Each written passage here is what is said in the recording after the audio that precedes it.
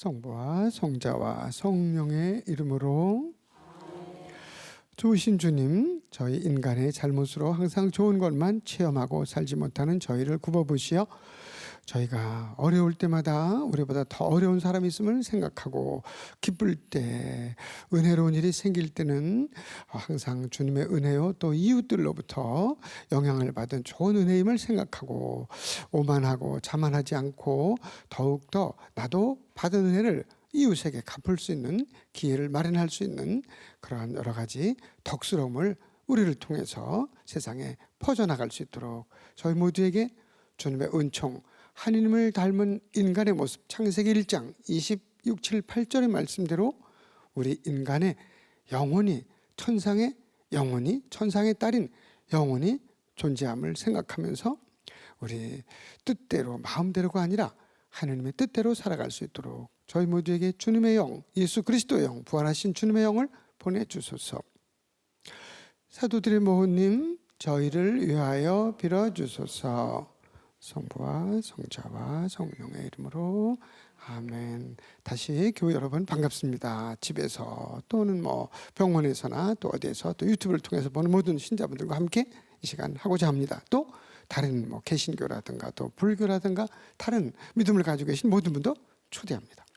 오늘은 특별히 사목서관은 이제 개신교에서는 또 목회서관이라고 보통 부릅니다. 목회자들에게 보낸 거라 우리는 이제 사목자들 이렇게 여기는 이제 티모테오에게 두 번 이서가 있고 두 번 보낸 거죠. 바오로 사도의 이름으로, 또는 티토에게 이렇게 보낸 세 가지가 있는데 한번 간단하게 보겠습니다. 그리고 이어서 히브리서관은 바오로 서관도 아니고, 일부 어떤 분들은 이제 바오로 영향이 많다, 바오로 서관이다, 그런데 그건 아닙니다. 바오로의 신학이 나타나지만은, 그러나 또 이거는 좀 독자적인, 이제 이따가 좀 보겠죠. 그 다음에 가톨릭 서관은 이제 야고보서부터 시작해서 베드로 1, 2서, 요한 1서, 요한 2서, 요한 3서, 그리고는 또 마지막에 가서 유다서까지 이렇게 있습니다. 가톨릭 서관 이제 7가지 보고, 묵시록은 이제 아마 다음 주쯤 아마 될 것 같습니다. 사목서관 뭐냐? 티모테오 1, 2서와 티토서, 이 세 권을 목자들에게 보낸 편지이기 때문에 사목서관이다. 사목적인 이유에서 파스토랄이라고 부릅니다. 파스토랄 레터스. 이 세 서간 가운데 티토서가 제일 먼저 쓰여지고, 나중에 나온 티토서가, 그 다음에 디모데오 1, 2서가 조금 보완해서 쓰여진 서간이 아닌가 이렇게 보는데, 거꾸로 될 수도 있지만, 이 안에는 이 디모데오 1, 2서 안에 이미 티토서가 잠재해 있었다, 이렇게 말을 합니다. 신학적으로 볼 때 이 사목서관의 의미는 아주 큽니다. 짧고 아주 얇은 편지지만은 다른 편지에 비해서, 왜냐하면 바오로 사도의 주요 신학과 영적 유산이 들어있기 때문입니다. 우리가 바오로 사도의 영적인 면을 여기서 볼 수 있습니다. 이는 다음에서 확인할 수 있는데, 여기 보면 우리가 한 구절 인용하죠. 하느님께서 우리를 구원해 주셨습니다. 우리가 한 의로운 일 때문이 아니라 당신 자비에 따라서 성령을 통하여 거듭나고 새로워지도록 물로 씻어 구원하신 것입니다. 우리가 물로 세례를, 성부와 성자와 성령의 이름으로 세례를 받아서 하느님의 아들, 딸, 하느님의 자녀가 되었기 때문에, 그리하여 우리는 그분의 은총으로 새롭게 되어, 우리가 뭘 잘해서 우리 능력이 아니라 하느님의 은총 축복으로 새롭게 되어, 티토서 3장 5절 7절입니다. 티토서 3장 5절 7절. 그래서 우리가 그분의 은총으로 새롭게 되어 영원한 생명의 희망에 따라 상속자가 되었습니다. 먼저 주간에도 우리가 얼마 전에 상속자에 대해서 이렇게 쭉 보았는데, 하느님 나라의 상속자가 되었다. 그리고 디모데오 1서 1장 12, 17절에도 비슷한 내용이 나옵니다. 성경은 또 디모데오 2서 3장 15절을 보면, 성경은 그리스도 예수님에 대한 믿음을 통하여 구원을 얻는 지혜를 그대에게 줄 수 있습니다. 성경의 표현이 아주 드물게 나온 겁니다. 신약에 성경은 그리스도 예수님에 대한 믿음을 통하여 구원을 얻는 지혜를 그대에게 줄 수 있습니다. 구원은 지혜를 준다. 또 사목서관 안에서 우리가 뭘 보느냐? 우리는 사도들로부터 내려오는 교회 직무가 어떻게 발전해 나가는지 직무를 볼 수 있습니다. 다른 데 없는 이야기가 소중하게 나옵니다. 짧지만 짧은 서간 안에 사목서관은 초대교회 안에서 질서와 직무가 하느님께로부터 나온다는 사실을 인정합니다. 우리는 사목서관을 통해 초대교회가 사도 전승을 철저히 따르고 있음을 확인할 수 있습니다. 사도들을 통해서 내려온 전승을 인정한다는 거죠. 사목서관의 저자는 교회 공동체 지도자들이 갖추어야 할 자격 요건을 아주 상세하게 열거하고 있습니다. 교회 지도자가 될 사람은 저처럼 사제가 되거나 또는 부제가 되거나 또 감독, 교회 이제 지금은 주교님이나 이런 어른이 교회 어른이 지도자가 되려면 뭘 해야 되느냐? 디모데오 1서 3장 2절부터 7절까지 요약해 보면 감독은 나무랄 데가 없어야 하고 한 아내의 충실한 남편이어야 하며 옛날에 결혼했으니까 절제할 줄 알고 신중하고 단정하며 손님을 잘 대접하고 또 가르치는 능력이 있어야 합니다. 저는 하나도 요건이 없는 것 같은데 술꾼이나 난폭한 사람이 아니라 술 너무 좋아해도 안 되고 거의 빠져도 안 된다는 이야기죠. 적당하게 마시면 되지만 술을 거부하는 건 아닙니다. 그러나 술을 조절할 줄 알아야 되고 술꾼이나 늘 그냥 술에만 빠져있으면 그거 안 되겠죠. 자연히. 또 난폭한 사람이 아니라 관대하고 온순하고 돈 욕심이 없으며 이런 사람이 된다. 여기 디모데오 1서 3장 2절 7절 또 디도서 1장 6절에도 비슷한 얘기가 그대로 나옵니다. 그 내용은 뭐냐? 이단에 대한 경계가 나오는데 사목서관은 아마 그노시스 영지주의라고 여러 번 그노시스 영지주의를 비롯하여 당시 곳곳으로 확산되던 갖가지 이단을 지혜롭게 피하도록 도움을 줍니다. 그리하여 사목서관은 초대교회가 정통신앙을 수호하는데 큰 도움을 줍니다. 당시 가장 큰 이단이었다고 보는 영지주의, 그노시스 영지주의, 그건 눈에 보이는 물질적인 거는 피하고 우리 고도로 발달된 지혜, 보이지 않는 천사라든가 지혜만 추구하는 겁니다. 우리 스스로가 구원에 도달할 수 있는 거 우리 지혜를 통해서, 탐구를 통해서 이런 거를 말하는 거죠. 이렇게 말합니다. 여기 보면 디모데오 1서 4장 1절부터 3절에 보면 마지막 때에 어떤 이들은 사람을 속이는 영들과 영을 강조해 이렇게 영주의처럼 마귀들의 가르침에 정신이 팔려 믿음을 저버릴 것입니다. 마귀들의 가르침이라 해서 엉뚱한 데로 가니까 양심이 마비된 거짓말쟁이들의 위선 때문입니다. 위선, 거짓이 항상 문제죠. 그들은 혼인을 금지하고 영주주의자들은 혼인은 왜 물질적인 게 나오니까 아기가 영이 나와요. 천사가 나와야 되는데 결혼하면 눈에 보이는 인간이 육신을 지닌 인간이 나니까 결혼하지 말아라 이렇게 한다는 거예요. 그래서 혼인까지 금지하고 극단주의적인 영지주의자들 또 뭐 그와 비슷한 다른 부류의 이단들은 또 믿어서 진리를 알게 된 이들이 감히 받아 먹도록 하나님께서 창조하신 어떤 음식들을 끊으라고 요구합니다. 이건 먹어라 저건 먹지 말아라 막 이렇게 복잡하게 세상의 규정을 가지고 신앙을 이렇게 뒤집어 씌는 거 신앙처럼. 그래서 사람들을 올가미에 씌워가지고 꼼짝 못하게 하고 이걸 잘못하고 먹으면 뭐 벌 주고 뭐 이래가지고 복잡하게 만드는 거죠. 디모데오 1서 4장 1절 3절. 그래서 저자는 모든 음식은 잘 먹으면 다 선이 된다고 말합니다. 술도 그렇죠. 술도 적당히 먹으면 얼마나 좋아요. 얼마나 좋아요. 그 막걸리 같은 거 적당히 먹으면 위장 치료제가 된다고 그러잖아요. 과하게 먹으면 뭐라도. 그래서 막걸리로 아주 그냥 건강 관리하는 위암 수술하고 제가 아는 어떤 분도 그다음에 막걸리 잘 먹어갖고 지금 뭐 그냥 너무너무 아주 건강하게. 그 대신에 과음하면 해롭다는 건 누구나 알죠. 그래서 이렇게 디모데오 1서 4장 4절에 보면 하나님께서 창조하신 것은 다 좋은 것으로 감사히 받기만 하면 거부할 것이 하나도 없습니다.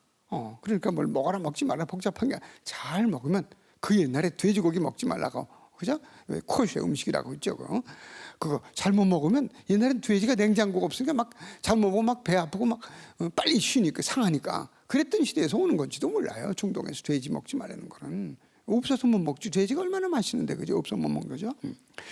또 아무튼 이제 그렇고 균형 잡힌 삶을 또 요구합니다. 사목서관에서는 사목서관은 우리 모두에게 한쪽으로 치우치는 삶이 아니라 그죠? 걸어갈 때도 한쪽으로 걸어가거나 걸어가면 문제가 생겨요. 또 발을 이렇게 걸어도 이렇게 걸어도 속 기관이 상한다 그래. 그러니까 균형 잡힌 저도 균형은 뭐 잡히지 않았지만 그래도 노력하는 거죠. 균형 똑바로 서려고 노력해야지 이렇게 하다가 이렇게 넘어지고 싶고 뭐 자동차도 항상 한쪽으로만 넘어 치우쳐가면 안 돼. 항상 가운데로 해서 방어 운전하고 그래야 안전하듯이 삶에도 그렇다. 균형 잡힌 삶을. 그래서 디모데후서 4장 8절에서 10절에서 저자는 이렇게 이야기합니다. 몸의 단련도 조금은 유익하지만 몸의 단련도 심신 마음 심자 신심 믿을 신자에 마음 심자 신심 믿는 그런 신앙을 말하죠. 몸의 단련도 조금은 유익하지만 심신은 모든 면에서 유익합니다. 그러니까 영적인 영혼 마음과 이런 거를 꾸미고 가꾸고 그래야 되는데 흔히 우리는 저도 뭐 그런 경향이 많지만 마음을 다스리는 것보다는 이제 옷 뭐 입고 겉 매무새만 보고 밖에 나가기 쉬워요. 오늘 어떤 일을 어떻게 할까? 마음을 좀 뭐라 그러죠? 마음을 잘 가다듬고 내가 기분이 지금 안 좋아도 가서 이야기는 잘하고 한 단계 낮춰서 상대방을 배려하고 뭘 해야지 이런 마음을 먹을 거 하고 그냥 겉에만 이러고 나가지고 누구하고 부딪히고 그러면 일이 잘 안 될 수도 있죠. 해칠 수도 있죠. 일을. 그러니까 이 성서 말씀은 참 우리에게 일반 교양 이런 데도 뭐 아주 기본적인 도움을 주는 거죠. 무슨 이제 이렇게 카운셀링 아니면 이제 이렇게 상담하고 만남할 때도 성서 말씀이 바탕이 되면 상대방에게 치유와 유익한 힘이 나가겠죠. 그래서 몸의 단련도 조금은 유익하지만 몸의 단련도 필요하다는 거죠. 근데 흔히 많은 사람들이 마음은 덜 가꾸고 어쳐서부터 그렇지 않나. 그러니까 자꾸 노력하지 않으면 보이지 않는 세계, 영의 세계는 얼마나 우리가 가꾸는지 중요한지 새삼 느껴야 되겠죠. 모든 사람, 특히 믿는 이들의 구원자이신 살아계신 하느님께 우리가 희망을 걸고 있기 때문입니다. 그렇죠. 우리의 희망은 조그만 희망은 뭐 밥 맛있게 먹고 누구하고 잘 만나고 또 좋은 물건을 구입하고 어디 가서 좋은 체험을 하는 거 이거 다 중요하죠. 좋은 책도 구입하고 싸게 물건을 살 수 있고 유익하게 쓰고 남에게 또 도움을 주고 다 좋지만 좋은 것을 생산해내고 다 좋지만 그러나 더 중요한 것은 그죠? 썩어 없어지지 않는 오래가는 이런 것들을 찾아야 된다. 그리고 세상에 희망을 주는 것이 아니라 보이지 않는 세계 여기 디모데후서 4장 8, 10절에서 이야기하듯이 모든 믿는 사람들 특히 믿는 이들의 구원자이신 살아계신 하느님께 우리가 희망을 걸고 있어야 한다. 우리의 최종 희망은 하느님으로부터 온다 하는 걸 생각하면 우리가 뭐 기업을 하든지 운동을 하든지 뭘 하든지 이렇게 큰 실패나 좌절은 없을 것 같습니다. 이와 같이 서목서관은 아직 어린 교회, 초대교회 공동체 구성원들을 위협하는 이단의 유혹에 걸려들거나 빠지지 말고 그들을 물리쳐 똑바로 앞으로 나가야 할 전인간적인 삶의 좌표, 참 그리스도인의 삶의 좌표를 지시해 줍니다. 그러니까 저도 이렇게 강의 준비하고 책 내려고 준비하고 하면서 몇 년 걸려서 리저 말에 잡지 글 쓰고 하면서 참 많이 배웠습니다. 그냥 늘 쭉 읽어 나갈 때는 잘 못 느끼는데 좀 따지고 또 이렇게 200주년 기념 성경 이런 걸 또 분도 출판사에서 2000년 한 20년 전에 나온 거 이런 걸 갖고 공부를 얘기를 해야 되니까 글을 써야 되니까 자꾸 하다 보니까 점점 여기 이런 의미가 있었구나. 다른 어디서도 찾아볼 수 없는 그런 묵상도 하게 되고 또 몸의 단련 아니면 신심 믿을 신자에다 마음 심자 신심을 말하는 거죠. 신심 영적인 믿음을 웬만하면 그저 눈에 보이는 몸의 건강과 육체 단련에 치중하는 오늘 우리에게 경종을 울리는 지침입니다. 우리에게 몸의 단련도 좋지만 우리 인간을 통째로 구원으로 인도하시는 신심 즉 내적인 영적인 성장이 더욱 필요하다는 가르침입니다. 그럼 사목서관의 기능은 뭐냐? 사목서관은 로마 제국의 박해 속에서 국가 권력에 휘둘리며 우후죽순처럼 여기 대나무가 오늘 보면 봤어요. 이렇게 올라오고 있습니다. 처음에 좀 뜸을 들여요. 대나무는 여기는 우죽이 있습니다. 우죽헌 저 강릉에 있는 거 우죽헌 신사임당 거기 처음에는 좀 뜸을 들이다가 나중에는 한 메디씩 큰 대나무는 한 뼘 이상 되고 작은 대나무는 한 17, 8cm만큼 자랍니다. 매일 이렇게 자라요. 그러니까 이렇게 우후죽순처럼 막 그냥 그렇게 박해가 또 여러 가지 교회를 방해하는 그런 세력들이 또 이단들이 막 생길 초대교회에 그리스도인들에게 요즘에 마스크가 필요하다고 그러니까 뭐 2000년 2, 3, 4, 5, 6 그냥 계속해서 마스크 공장이 막 전국에 생겨나고 불량도 생겨나고 우후죽순이라 그래 막 생겨나듯이 초대교회도 그런 이단들이 내가 잘났다, 네가 믿는 게 진짜다, 막 그렇게 진짜를 찾는 신자들에게 헷갈리게 만들었던 거죠, 그들을. 그래서 그리스도인들에게, 초대교회 그리스도인들에게 아직 굳게 뿌리내지 못한 초대 그리스도교 신앙에 엄청난 용기와 희망과 꿈과 좌표를 제시한 게 사목서관입니다. 사목서관들은 여러 이단과 박해로부터 오는 위협에 자칫 휘말릴 수 있었던 초대교회 그리스도인들이 자기 자신의 신앙을 굳건히 지키는 데 결정적 역할을 합니다. 이로써 사목서관들은 예수님의 생애로부터 사도시대를 거쳐 지금 이제 예수님의 제자들이 다 뭐 세상 떠났거나 늙어서 지키를 못할 그 무렵에 이제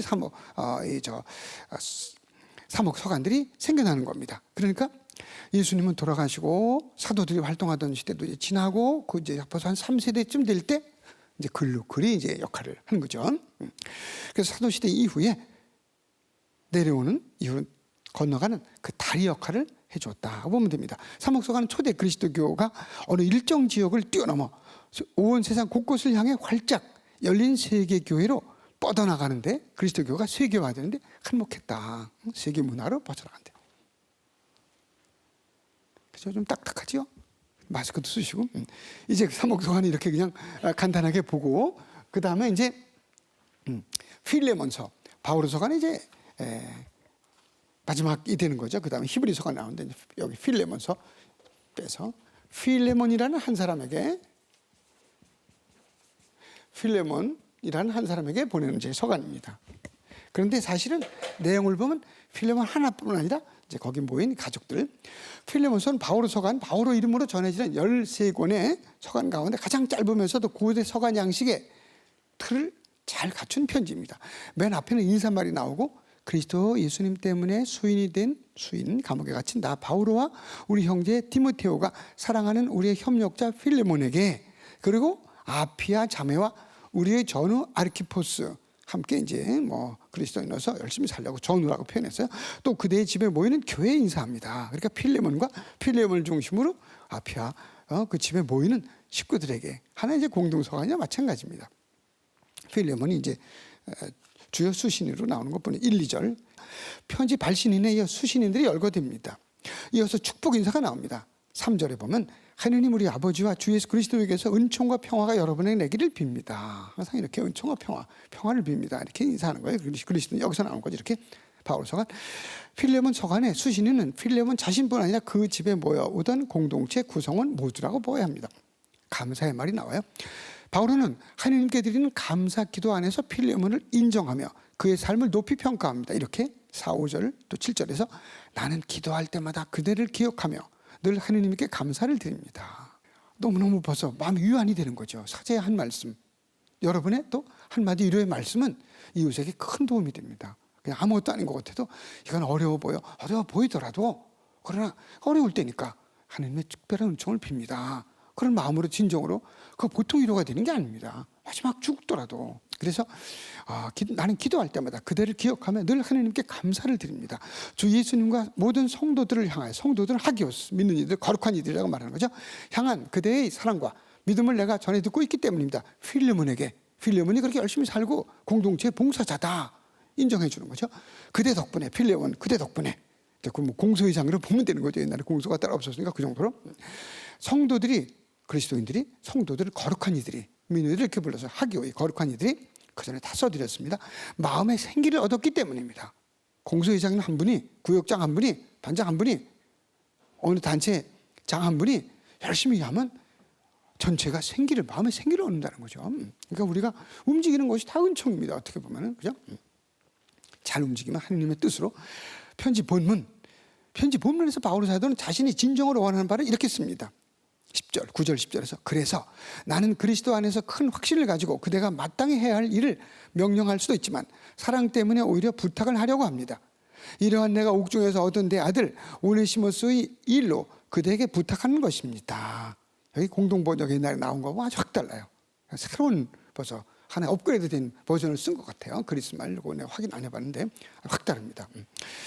그래서 내가 부탁한다. 바울 사도가 사도로서 공소회장쯤 되는 분한테 뭐 명령할 수도 있죠. 명령이 아니라 내가 부탁을 합니다. 참 이거 멋있어요. 그러니까 뭐 회사에서 같이 일을 해도 보좌 신부님 같이 살지만 신부님 이거 좀 공소에 한번 들어가시겠어요? 내가 뭐가 있는데. 보좌 신부님 이거 들어가는 건 당연한 거지. 본당 신부하고 여기 승봉공소 돌아가면 방문하는 거지. 그렇지만은 신부님 한번 들어가시겠어요? 하는 거고, 다음에 당신이 들어가시오 그러면 이거 억지로 가는 거 같잖아요. 그랬더니 한번 거기 재밌다고 가겠냐 했더니 왜 가지요? 신부님 그러셨단 말이에요.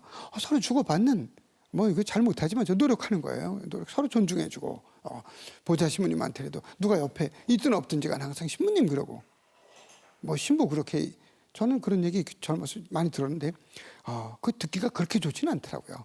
님자를 붙이는 게 좋더라고요, 저는요. 그래서 저는 그때 나는 꼭 이렇게 할 거야 그렇게 실천합니다, 지금요. 그 신부님들한테, 보좌 신부님들, 신부님, 김 신부님, 박 신부님, 최 신부님 그래야지. 최 신부, 박 신부 그러면 뭐가 좀 빠진 것 같아. 뭐 빠진 것 같아요. 커피 잔 가져가고 밑에 커피만 가져가고 밑에 받침대 안 갖고 간 것 같아요. 기분에. 그래서 지금은 이렇게 노력하는데, 여기도 바울 사도가 그렇게 성서 보면 이렇게 저절로 따라갈 게 우리의 표양이 그야말로 파라디그마, 어떤 모범 사례가 그대로 나온다 이거죠. 바울 자신이 세례를 주어서 주님의 자녀가 된 오네시모를 자신의 아들이라고 부릅니다. 그래서 사제를 신학교 보내고 나중에 서품 받게 되면 신학생이 아버지 신부라고 부르는 거. 이런 데서 나오는 전통이야. 이렇게 아버지라고 세례를 주니까 아버지라 그러고. 그래서 우리 아들을, 내가 오네시모가 도망쳐 나온 거죠. 오네시모가 어쩌다가 바울과 신앙 때문에 감옥에 갇혔다 보니까는 어떤 젊은이가 왔는데 보니까 어떻게 왔냐고, 감옥에서 뭐 공동 감옥에서 할 말 웃으니까 어떻게 왔냐니까는 나 어떻게 필레몬, 필레몬, 그 내가 잘 아는 사람인데 나하고 같이 우리 협조자인데 봉사자인데 도망 왔어요? 그래? 도망오면 안 되지. 아무리 노예 시대에 노예는 뭐 필요 없다 그러지만 하여튼 그래도 그 제도를 무조건 무시한 건 아니까 그래도 가서 그거 잘해야지. 그러면서 뭐 얘기하다 보니까 나도 세례 받겠다고 그래가지고 감옥에서 물 떠다가 바울 사도가 세례 줬단 말이에요. 오네시모를. 그 도망 나온 노예지, 노예. 근데 노예를 갖다가 또 바울 사도는 노예 제도를 다 폐기한다 뭐 이렇게 하기는 어려우니까, 노예는 안 좋은 거다, 이건 너무 갑자기 안 되니까 바울 사도가 개인적으로 벌써 필레몬에게 편지를 쓰면서, 필레몬 봉사자에게, 공소회장님에게, 예를 들면 그쯤 되는 분이겠죠. 내가 감옥에서 만났는데 이제는 형제로 대해달라고. 노예가 아니라 내가 세례를 줘 내 아들이 됐으니까 당신 내 아들을 막 하면 안 되지 않습니까? 형제처럼 이렇게 만나주라. 교우가 되지 않았느냐. 얼마나 멋있어요. 벌써 제도가 그래갖고 그렇게 받아들이지 않았겠습니까? 그죠? 그 뒷 얘기는 없지만 자신의 주인 필레몬을 등지고 달아난 오네시모스를 너 그렇게 형제처럼 받아들여 달라는 당부의 말씀. 17, 18절. 그러므로 그대가 나를 동지로 여긴다면 바오로 나를 맞아들이듯이 그를, 오네시모를, 도망쳐 나오는 이 사람을, 노예를 맞아들여 주십시오. 그가 그대에게 손실을 입혔거나 빚을 진 것이 있거든 돈을 가지고 도망쳐 나갔다면 내 앞으로 계산해 주십시오. 이거 내 아들입니다. 참 따뜻하잖아요, 그죠? 그 짧은 편지 안에서, 필레몬서 안에서 우리는 한없이 따뜻하고 다정한 바오로 사도를 만납니다. 사도는 이 짧은 편지로서 필레몬뿐 아니라 이 작은 공동체 구성원 모두의 마음을 사고자 애씁니다. 그러기 위하여 바울은 사도적 권위가 아니라 즉 인간적이고 다정한 만남을 선택합니다. 필레몬에게 참 그리스도인으로서의 영적 식별을 요청하고 있습니다. 참 사랑에서 우러나오는 정겨운 표현에서 사도 바울로 영성의 단면을 봅니다. 12, 14절을 보면 이렇게, 나는 내 심장과 같은 그를 그대에게 돌려보냅니다. 원래가 그 노예고, 필레몬이 노예가 도망쳐 나온 오네시모스지만은 내 심장과 같단 말이에요. 그러니까 이 편지를 읽는 필레몬이, 그 지주가 노예로 도망쳐 나간 오네시모스를 옛날처럼 대하지 않을 거란 말이에요. 그리고는 거기서 또 뭐가 나와요? 파생 효과가 나오지.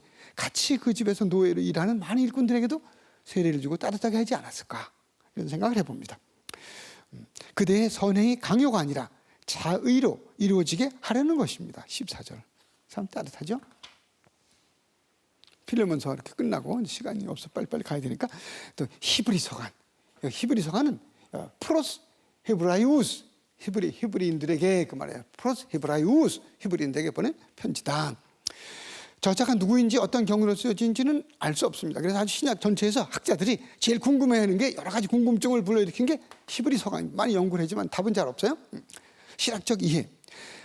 신학자 에릭 그레서라는 사람 한 번 제가 쓰죠.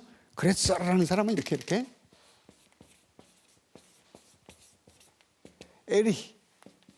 에릭 그레서라는 개신교 독일 학자인데, 이분이 멋있는 말을 했어요. 멋있는 말을 했어요.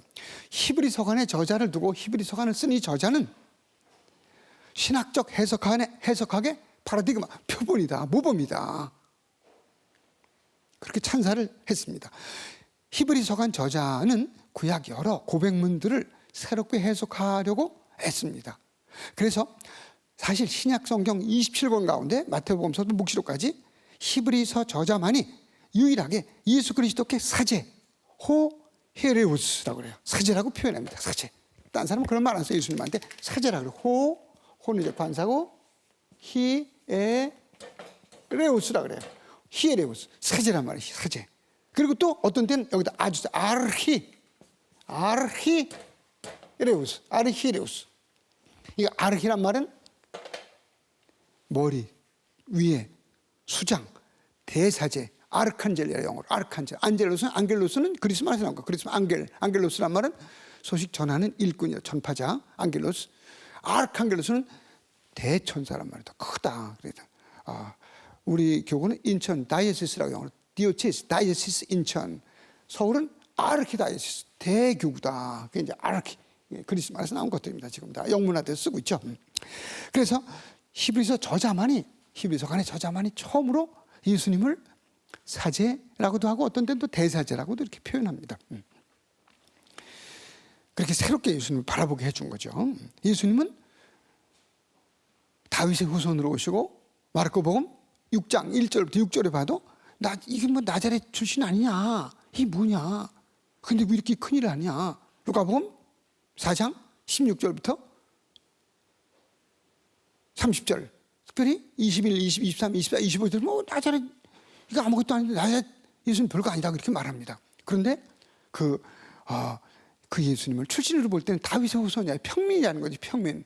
아무것도 아니다는 거예요. 그냥 평민인데 어떻게 뭐 기적을 행하고 무슨 신약을 선포하느냐 이렇게 막 뭐라고 그러는 거예요. 그런데 히브리서 저자는 출신은 그렇지만 이분이야말로 다른 구약의 사제들은 한 번 또 한 번 매번 이렇게 매일 또는 1년에 뭐 여러 번 예물을 바치고 제단에 그랬지만 아무 죄도 못 사해주고 레위기 16장에 보면은 그래서 뭐 양을 잡고 소를 잡아갖고 거기다가 피를 묻혀가지고 막 그러면 양이 그냥 염소나 띨뜨기 양이 그냥 끼를 쥐고 피 냄새를 맡았다니 양 살라고 도망가게 하고 이스라엘인데 뒤를 짊어지고 가는 것처럼 그랬지만 하나 죄도 실제로 사해주지 못했지만 예수 그리스도께서는 단 한 번 구약의 사제들처럼 여러 번이 아니라 십자가에 우리의 죄를 대신해서 못 박히심으로써 로마서 3장 21절부터 26절에 나오듯이 온 인류를 다 구원의 테두리에서 벗어나서 죄악의 늪에 허덕이는 온 인류를 구원해 주셨다. 그분을 믿기만 하면 예수 그리스도를 하나님이 파견하신 십자가에 돌아가신 분을. 그래서 그분이야말로 단 한 번에 자기 자신을 바치는 제사를 통해서 제물 봉헌을 통해서 온 인류에게 구원을 갖다 주셨다. 그러니까 우리는 그 예수 그리스도를 믿음으로 구원받는다. 그야말로 바로 그러니까 예수님은 사제요 대사제가 아니냐 이런 얘기를 히브리서간 1장부터 13장까지 계속해서 하고 있습니다. 그래서 이분이야말로 히브리서간 저자야말로 해석하게 예수 그리스도를 가장 멋있게 해석한 분이다 이렇게 얘기하는 거죠. 여기 뭐 그런 이야기가 이렇게 나오는데 뭐 자세히 이렇게 보실 분들은 여기 한번 제가 뭐 책 소개도 하지만 벌써 했지만 우리와 함께 하시는 예수님 Jesus is with us 여기 한번 자세히 보시면 되고 뭐 한번 통과하죠. 통과하고 또 가톨릭 서간 볼 게 많으니까 가톨릭 서간 바울 서간은 나 바오로가 로마인들에게 나 바오로가 고린토인들에게 나 바오로가 갈라티아인들에게 나 바오로가 에페소인들에게 콜로세인들에게 테살로니가인들에게 또는 뭐 띠또에게 디모테에게 필레몬에게 필리핀들에게 이렇게 보낸 거예요. 고린토인들에게 첫 번째, 두 번째, 갈라티아인들에게 보낸 게 바울 서간. 누가 누구에게? 바오로 이름으로. 그러나 가톨릭 서간에는 저자만 나와요. 누구라는 거는 뭐 소아시아에 있는 여러 사람, 모든 민의들 다 말합니다. 그래서 이 가톨릭 서간을 공동서간이라고 개신교에서 불러요. 공동서간. 받는 사람들이 공통되다. 가톨릭 모든 민의들에게 해당된다. 이렇게 야고보서가 맨 앞에 나옵니다. 야고보서는 베드로 1서, 베드로 2서, 요한 1서, 요한 2서, 요한 3서, 유다서 그리고 야고보서까지 해서 요 7가지가 가톨릭 서간입니다. 이들 모두 여러 지역의 많은 신자들을 포괄적으로 이루기 때문에 가톨릭 서간 또는 공동 서간이라고 말한다. 야고보서 1장 1절을 보면 하느님과 주 예수 그리스도의 종 야고보가 세상에 흩어져 사는 12지파에게 인사합니다. 12지파는 사실은 구약의 루벤 지파서부터 루벤, 시me온, 레위, 유다 이렇게 쭉 나가는데 이삭갈, 자블론, 요셉, 베냐민 12지파가 쭉 나오는데 사실 구약의 이름이죠. 그러나 아직은 신약이 쓰여지기 전이라 그 12지파가 이제 그리스도인이 된 그 사람들한테 보낸 편지다 그런 얘기죠. 야고보서 저자는 전통적으로 이 서간은 주님의 형제 야고보가 집필했다는 견해가 우세해 왔습니다. 저자에 따라 사촌 형제 저자에 따라 논란은 끝나지 않고 자신을 하느님과 야고보서 저자는 이렇게 말해요. 맨 앞에서 자신을 하느님과 주 예수 그리스도의 종이라고 말합니다. 그러니까는 주의 형제 야고보 사도라고 보면 그죠? 사도가 워낙 중요하기 때문에 그걸 낮춰서 부르지는 않습니다. 그러니까 우리가 사제가 내가 공소회장이라고는 말을 안 하잖아요. 그것도 안 되겠지만은 그러니까 이거는 사도는 아니지 않냐. 종이라고 부르는 걸 보면은 사도는 아니다. 사도는 사도의 이치 워낙 중요하기 때문에 주님의 형제 야고보를 여기서 사도를 저자라고 야고보인 그 사도라고 보기는 어렵다. 그럼 누구냐? 하여튼 간에 여러 가지로 근데 중요하진 않아요. 사도가 썼든 누가 썼든 우리에게는 이 서간이 우리에게 주는 내용이 중요한 거니까. 야고보의 언어는 뭐냐면 야고보서의 그리스 말은 간단 명료하면서도 설득력 있을 뿐 아니라 생동감이 넘쳐 흐릅니다. 이 짧은 서간 안에 이 서간의 비교법과 이야기 흐름은 누가 봐도 놀라리만큼 당차고 명확합니다. 저자는 창조성을 겸비한 채 뛰어난 예술 감각으로 글을 써내려갑니다. 그는 먼저 자신이 필요로 하는 전승 자료를 찾아내서 그것들을 적재적소에 배치하고 그죠? 성당을 짓더라도 어떤 사람은 그냥 이렇게 둥그렇게만 하려고 그러는데 야 우리 소성당 대성당 딱 짓겠다 이게 중요하단 말이야. 겨울에 신자 평일미사 올 때는 조그만 데서 우리 용인호동 성당처럼 소성당에 한 200명 들어가는데 여기서 꽉 차면 하고 그 다음에 800에서 1000명 들어가는 2층까지 하면은 대성당에서는 보통 주주나 큰 미사 때 하자. 이게 중요해요. 아주 기본적인 어떤 틀을 짜가지고 이렇게 그래서 역시 야고보 서간의 저자도 뛰어나다. 서간 전체를 통틀어 이곳에만 나오는 표현들이 많습니다. 이 언어적인 감각이 뛰어나려면 남들이 늘 하는 얘기만 왔어? 갔어? 뭐해? 밥 먹어? 피곤해지? 잠자야지? 이런 말뿐 아니라 오늘은 참 당신의 모습이 우아하네요. 이런 표현 한 번씩 하면 이거 안 쓰던 말을 했단 말이에요. 그러면 아내가 남편 나보고 우아하다고 이렇게 우아한 모습은 난 처음 보네. 나이가 들수록 덕이 쌓여서 그러나 봐. 여기 쌓이는 늘어가는 주름이 그냥 주름이 아니라 다 속에서 오는 것 같아. 그리고 당신 눈이 반짝반짝 그렇게 반짝되는 건 처음 봤어. 보고도 모를 수 있죠. 그리고는 너무너무 전체를 볼 때 27년 동안 살아온 삶을 볼 때 너무너무 진솔하고 당신한테서는 하느님의 그 이런 걸 내가 분명히 느껴와. 이제 좀 늦었지만은 이런 얘기를 딱 하고 그러나 그걸 전체를 우아하다고 그러는 건데 그러면 같은 잠을 자도 2시간만 자도 7시간 잔 것보다 더 개운하고 또 아주 편하지 않겠어요. 그죠? 그런 표현이 중요합니다. 표현. 여기 야고보 서간은 왜 제가 말씀드리냐면 신약 전체에서 단 한 번밖에 안 나오는 표현들이 몇 번이라고 해요? 34번. 학자들이 연구해 보니까 34가지 단어가 이 짧은 야고보 서간 여기에 나오는 거예요. 다른 데 안 나오는 여기만 나오는 게. 다른 데는 없는데 우리 성당에만 있는 나무들이 있다고 생각해 봐요. 34가지가. 그럼 온갖 나무 학자들이 다 올 거 아닙니까? 생물학자들이 구경해 올 거 아닙니까? 여기에 34가지는 그냥 3가지만 있어도 다 오겠지. 근데 34가지 그 짧은 서간 안에 이 야고보서는 몇 장 되지도 않는데 말이에요.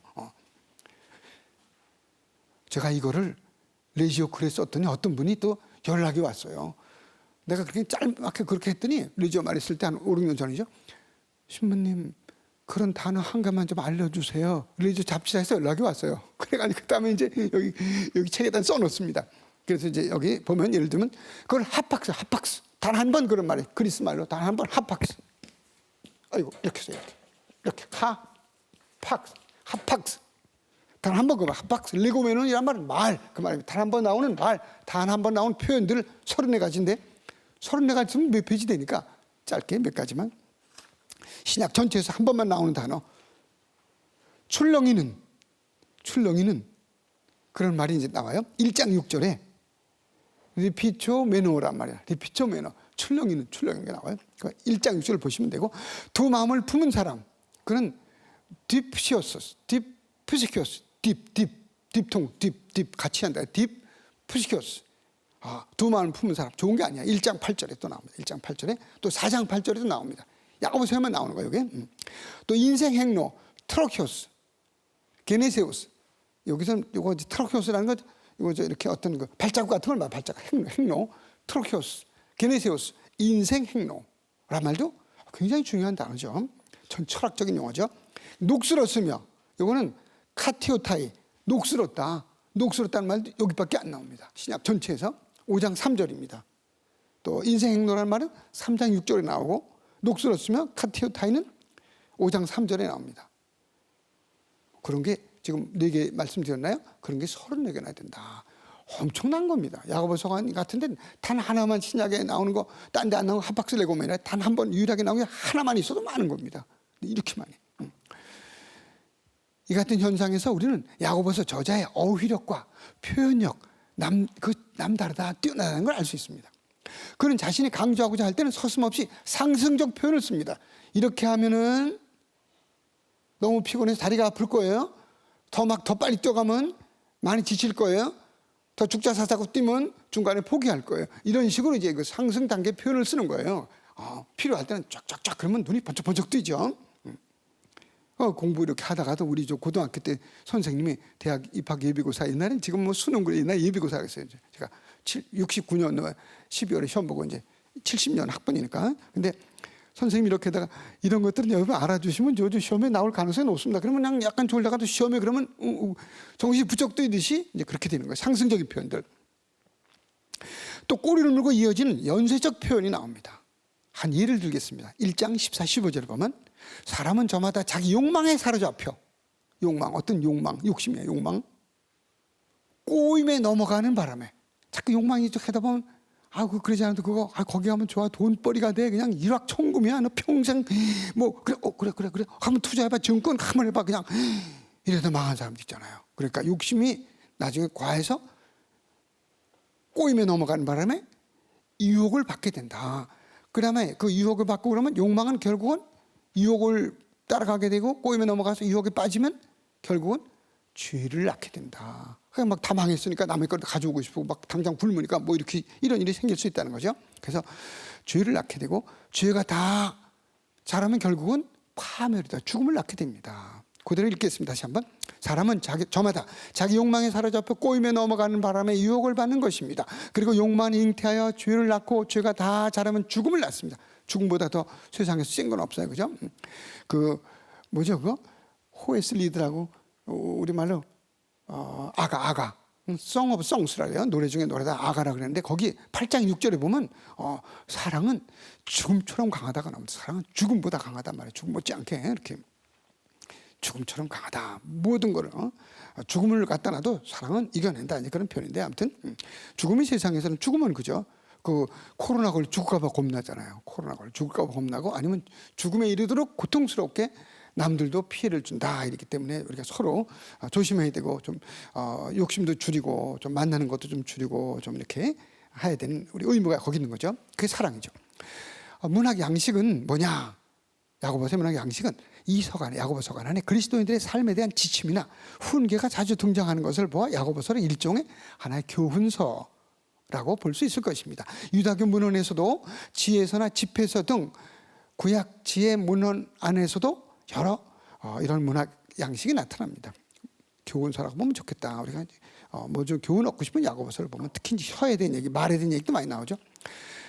야고보서의 주제는 크게 4가지 주제를 볼 수 있는데, 첫째는 완성의 다다름, 참 기가 막혀요. 그러니까 피정 주제를 삼으면 좋습니다. 수도자든 평신도든 어떤 단체든 사제든 야고보 서간을 보면은 행동 지침이 많으니까 교훈서.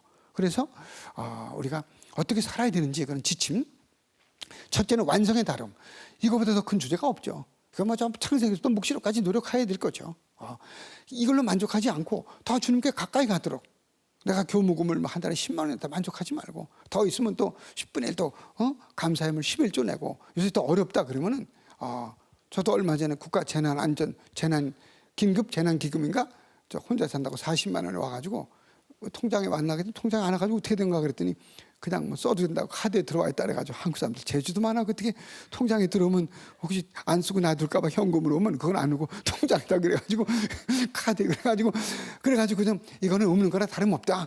그래가지고 그냥 주변에 다 썼지. 조금 더 썼는데 40만 원 하루에 조금 더 썼습니다. 누룽지 같은 거 막 8, 9천 몇만 원 얼마짜리 사다 드리기도 하고 필요한 분들한테 다 써. 너무너무 좋아요. 욕심을 부리지 않고 그러니까 완성해 다 달라고 노력해야지. 안 그러면 그러면서 저는 그걸 도로 기부하려고 나중에는 받겠다 그래서 보니까는 하루 그 이튿날까지는 바꿀 수 있다고 그랬는데 기부 그래서 그건 뭐 국가에서 할 분들이 혹시 저 같은 사람 많이는 아닌데 저 조금 하려고 그럽니다. 그러면 이제 조금씩이라도 몇 번이라도 이렇게 코로나 없어질 때까지 언제 없어질지 몰라도 5년이 걸리든 3년이 걸리든 10년이 걸리든 국가에다 내고 싶은 사람 한 달에 그리고 한 앞에 10,000원씩만 내도 웬만한 사람들 5만 원, 10만 원 내고 그러면 어려운 사람들 그 돕기를 쓰면은 그렇게 하면 좋겠어요. 그런 걸 만들어 놓으면 이제 받았잖아요. 저도 40만 원이라는 거 엄청나게 크게 받았으니까 국가에서는 그렇게 받아보기 생전 처음이에요. 40만 원 엄청 4억 받은 것보다 기분이 좋은데 그래서 그 좀 더 갚을 기회를 주면 좋겠어요.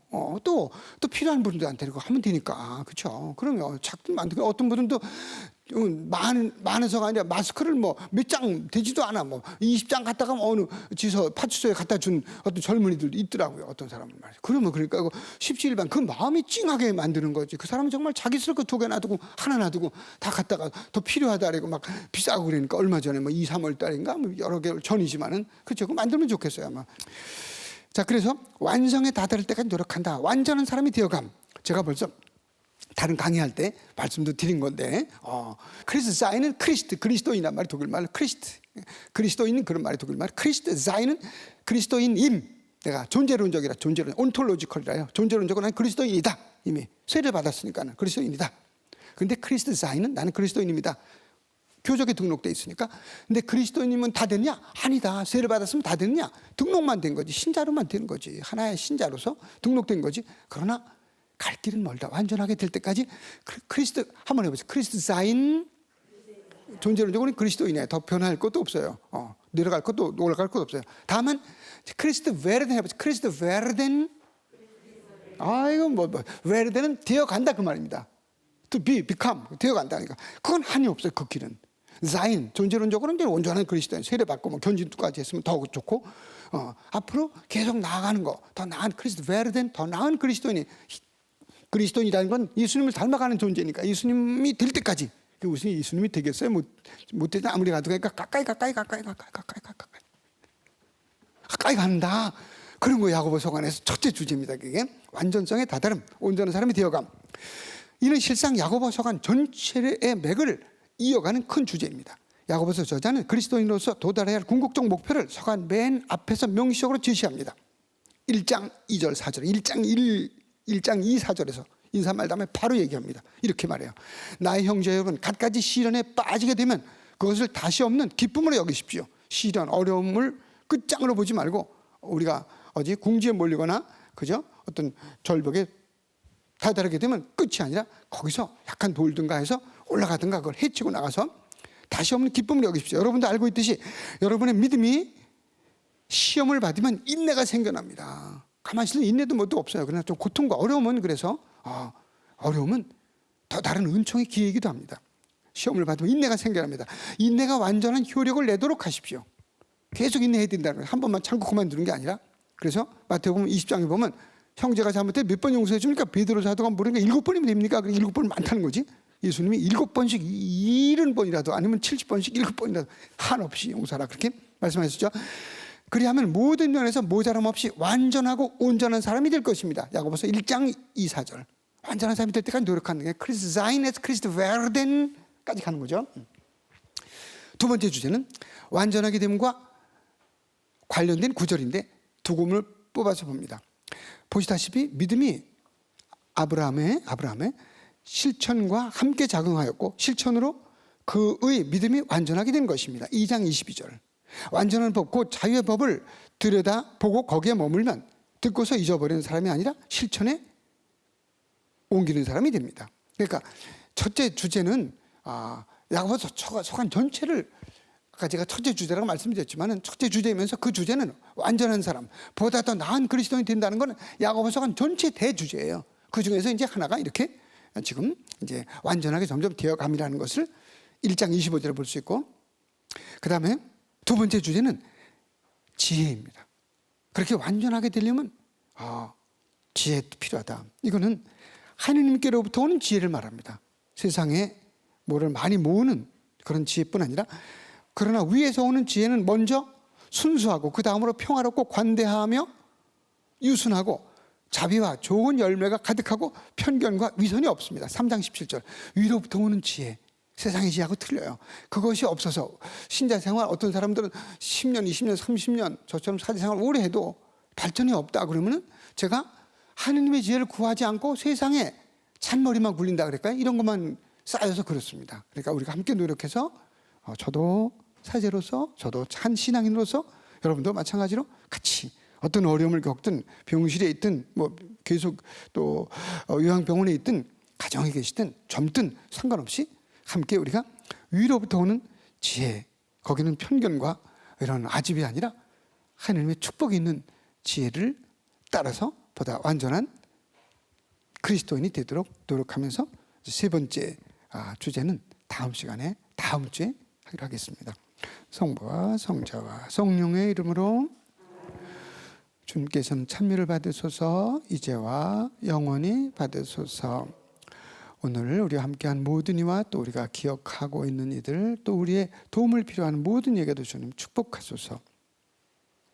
바다의 별 성모님, 저희를 위하여 빌어주소서. 성부와 성자와 성령의 이름으로 아멘. 고맙습니다. 했었습니다. 다음 주에 뵙겠습니다.